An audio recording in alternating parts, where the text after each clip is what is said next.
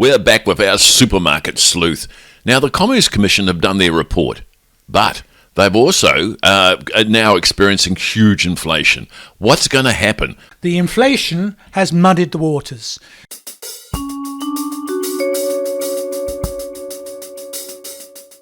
The supermarkets have reacted, and they're obviously not very enthusiastic about the market study because it's wanting them to do a lot of things they don't want to do.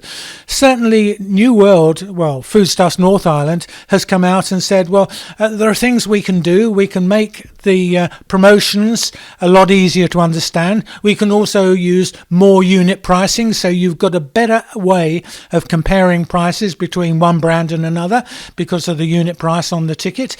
They can also do things like simplify everything so that we understand where we are. Do you know what's been really interesting this week was that I was really disappointed with the government's response to this, and there was a bit of a no-go.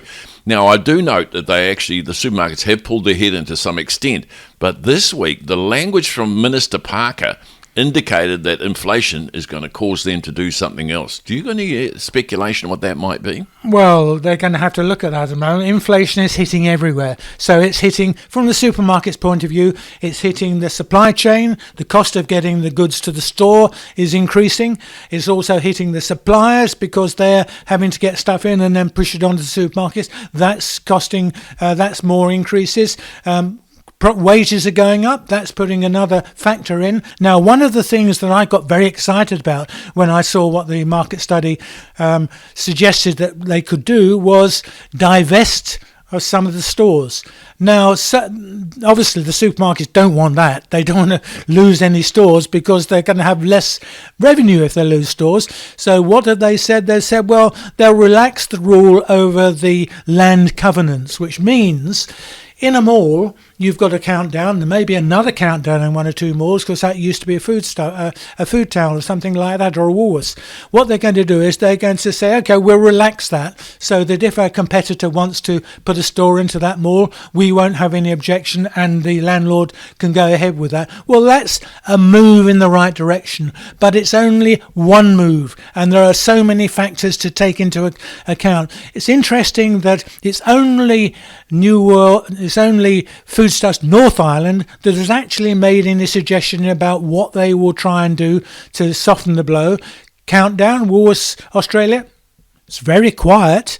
You could hear a pin drop. Nothing at all from Countdown. And so they're dragging their feet. They don't want this to happen because if it happens, and what David Clark has said, he's the Consumer Affairs Minister, he said, we're going to wait and see what happens before we decide whether we're going to take more rigorous action. How long will he wait?